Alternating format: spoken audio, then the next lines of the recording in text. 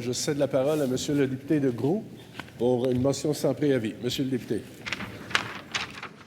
Monsieur le Président, je demande le consentement pour déposer la motion suivante.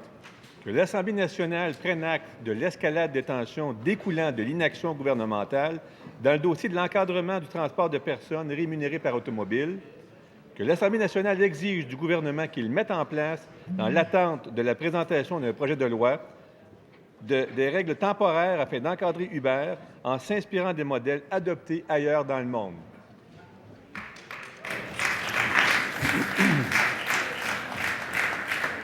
Merci à vous, Monsieur le député de Groux. Y a-t-il consentement pour débattre de cette motion? Pas de consentement, Monsieur le Il n'y Président. a pas de consentement.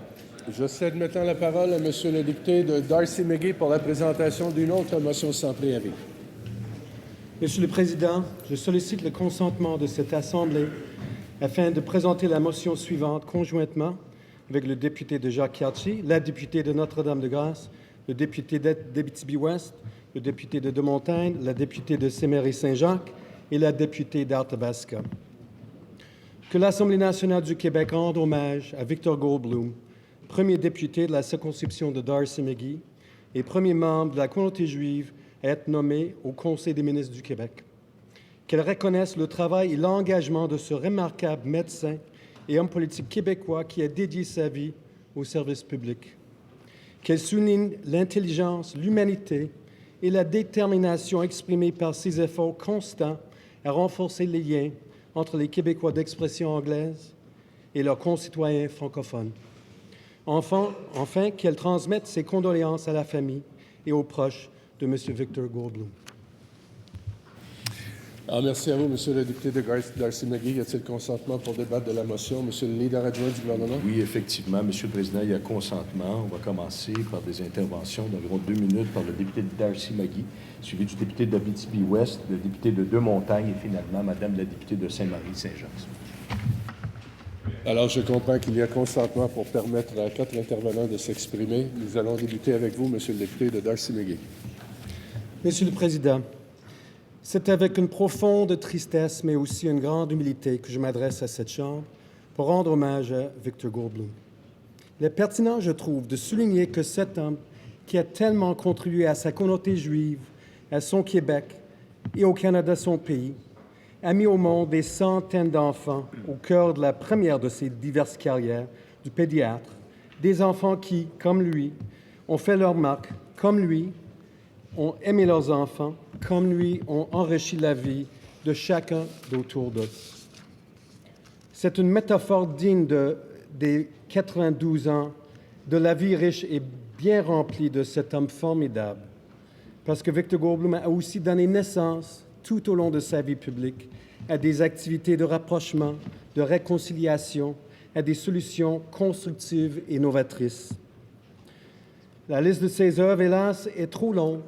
Je n'ai pas l'intention de lire son énorme résumé, mais permettez-moi simplement de signaler un des nombreux avenues qu'il a privilégiés avec attention et courage. J'ai l'immense privilège d'avoir connu Victor au fil des années, de l'avoir eu comme mentor et ami lors de mes passages à Alliance Québec, au Congrès juif canadien, et ici en tant que député comme lui de Darcy-McGee. This worthy and important path I speak about is a shining one, along which he, I think more than anyone else, has traveled with honor, love, and determination. That path I speak about is marked indelibly by the attachment, the history, the contributions, the love we English-speaking Quebecers have for our home, ici au Québec. Je me permets de mentionner avec la plus grande affection et respect pour mes concitoyens québécois de langue française que ce message d'amour de Victor n'a pas toujours été reconnu ni apprécié à sa juste valeur. Nous, les Québécois d'expression anglaise, sommes ici chez nous. Nous adorons notre Québec et nous allons toujours vous accompagner à bâtir notre avenir ensemble. Victor, you live this message every day by your words, by your actions, with your Jewish heart, your indefatigable optimism, your superior intellect, your understated humor, your uncommon decency. Je n'ai pas le moindre doute que Victor aurait insisté sur une réalisation personnelle qui a dépassé et de loin toutes les œuvres qu'il a accomplies au cours de sa longue vie et dont nous continuerons sûrement à parler pendant longtemps. Et ce serait sûrement la réalisation d'avoir vécu l'immense et profond bonheur de partager sa vie avec sa chère épouse Sheila et d'avoir donné la vie à ses enfants Michael, Susan et Jonathan. Une famille formidable qui continue de bâtir un héritage de compassion, de justice et d'amour qui nous enrichira au Québec pendant des générations à venir. Shalom, cher Victor. Adieu.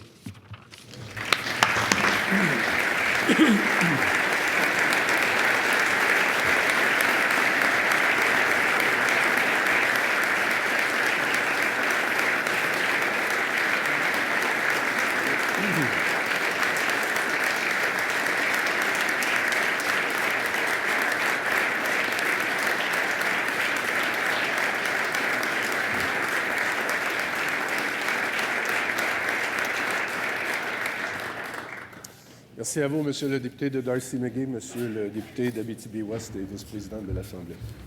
Alors, Monsieur le Président, chers collègues, je considère, même si c'est rare qu'on peut dire ça, là, comme un privilège aujourd'hui de joindre la voix de l'opposition officielle à cette motion, particulièrement bien rédigée concernant un personnage de l'importance et de l'envergure du regretté Dr Victor Goldbloom.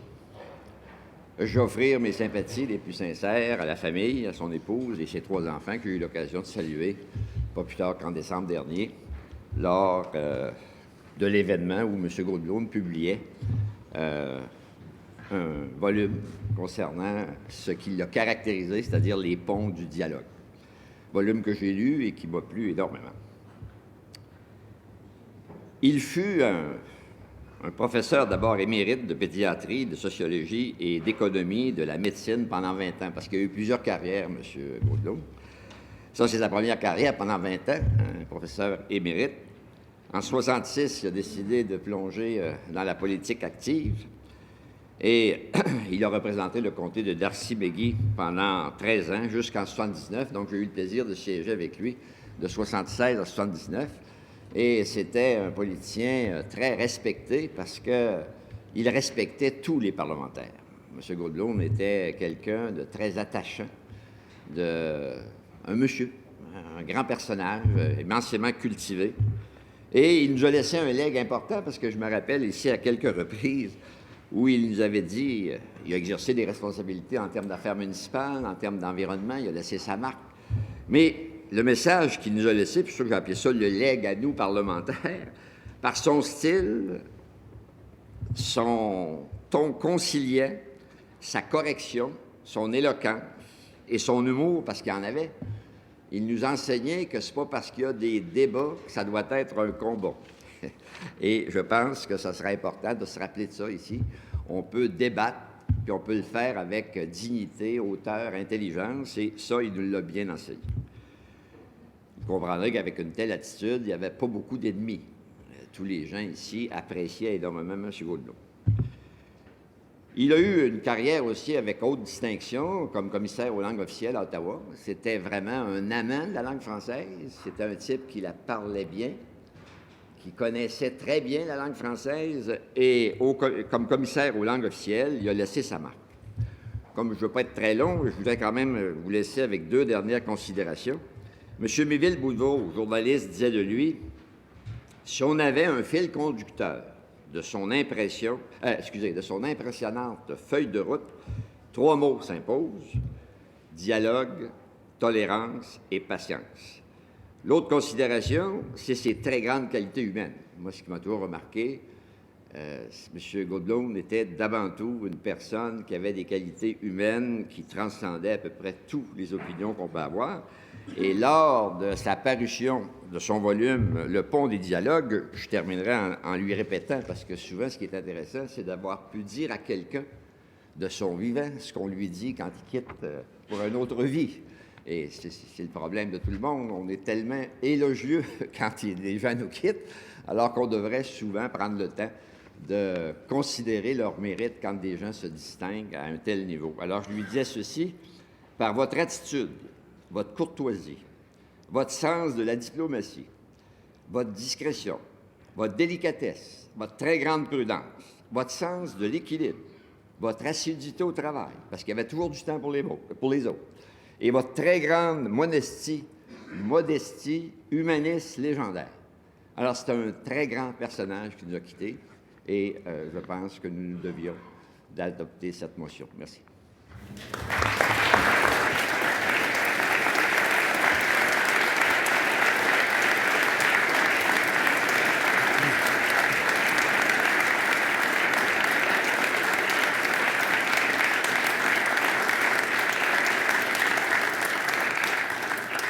Alors, merci à vous, Monsieur le député d'Abitibi-Ouest. Je cède la parole maintenant à Monsieur le député de Deux-Montagnes. Merci, Monsieur le Président. L'annonce du décès du Dr Goldblum nous a tous certainement grandement peinés. J'ai eu le privilège de le connaître et de travailler avec lui lors d'engagements passés. Le retrouver était toujours un réel plaisir. Il était un homme affable aux qualités humaines indéniables. M. Goldblum aurait été un grand représentant de la communauté juive de Montréal, très certainement, mais du Québec tout entier. Nous l'avons dit, il fut, et ce n'est pas banal, le premier membre de la communauté juive à siéger au Conseil des ministres, notamment. Il remportera 4 mandats consécutifs entre 1966 et 1976 et siégera entre ces murs pendant 13 années. 13 ans en politique, peu d'entre nous savent ce que concrètement cela représente, mais nous pouvons tous avoir une idée du dévouement et des longues heures que M. Goldblum a consacrées au service public. Si ce n'était que de ça, déjà nous serions très admiratifs, tous. Mais M. Goldblum aura laissé, en plus, une empreinte profonde sur le Québec. Il aura été au premier rang des années Bourassa, une époque politique fascinante pour le Québec, parfois trouble aussi, mais une période de grands projets où le Québec avançait à pas de géant. Tous en conviendront. M. Goldblum aura été un homme d'action, un bâtisseur. Il était devenu en 1973 et sous sa propre recommandation le premier ministre de l'Environnement du Québec. Ministre des Affaires municipales et de l'Environnement, tel était son titre. On lui doit rien de moins que la loi sur la qualité de l'environnement, une pièce législative au cœur de l'action du Québec en matière de préservation de l'environnement et de notre lutte encore actuelle au changement climatique. Responsable de la Régie des installations olympiques en 1976, on dit de lui qu'il aura participé à sauver les Jeux olympiques de Montréal. Même après son passage en politique, sa feuille de route est encore longue. Commissaire aux langues officielles, directeur général du Fonds de la recherche en santé du Québec, président du Congrès juif du Canada et j'en passe. Il aura également, en ses qualités de précurseur de la cause environnementale au Québec, présidé le Bureau d'audience publique, communément appelé BAP, un choix logique, vous en conviendrez. Pendant toute sa carrière, il aurait été un bâtisseur de ponts entre les différentes cultures au Québec, un grand francophile, un promoteur de la cohésion sociale et surtout un grand amoureux de Montréal. Le maire de Montréal, Denis Coderre, a d'ailleurs dit il y a quelques jours de lui, et je me permets de reprendre ces mots, « Si la politique est l'art du compromis, alors Victor Goldblum fut un artiste exceptionnel. » Monsieur le Président, je disais d'entrée de jeu avoir eu le privilège de connaître M. Goldblum. Au moment de ma toute première élection, en 2008, il s'est donné la peine de m'écrire une belle lettre touchante de félicitations. Je conserve depuis précieusement cette délicate marque d'attention, tout comme je conserverai le souvenir d'un homme d'une grandeur peu commune. À sa famille et à ses proches, nos pensées. Bravo.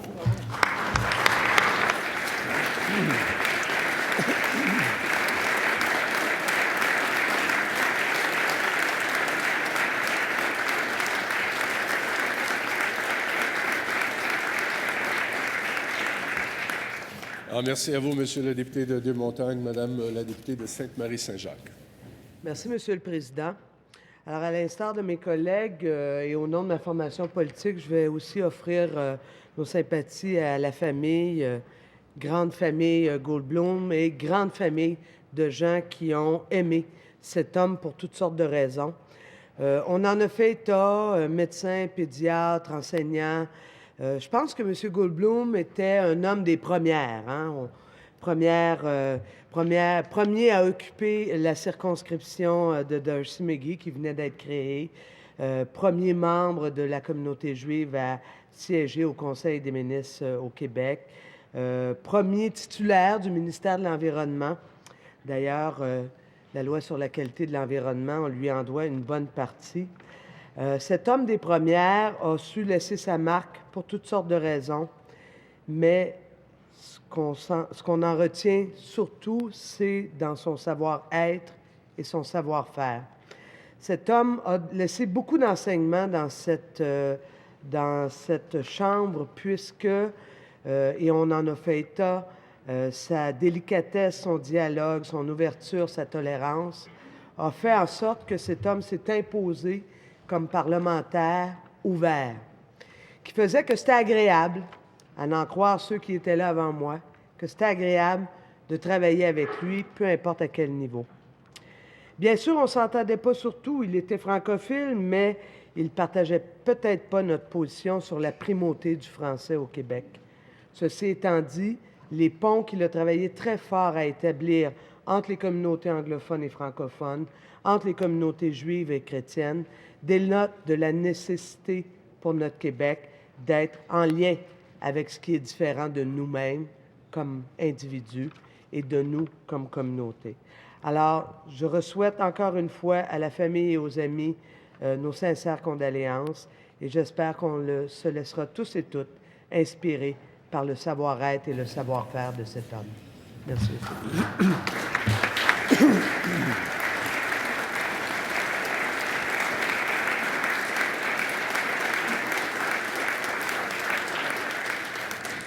Alors, merci à vous, Madame la députée de Sainte-Marie-Saint-Jacques. Cette motion est-elle adoptée? Adoptée en conséquence, j'invite les députés à se lever. Nous allons observer une minute de silence à la mémoire du docteur Victor Goldbloom.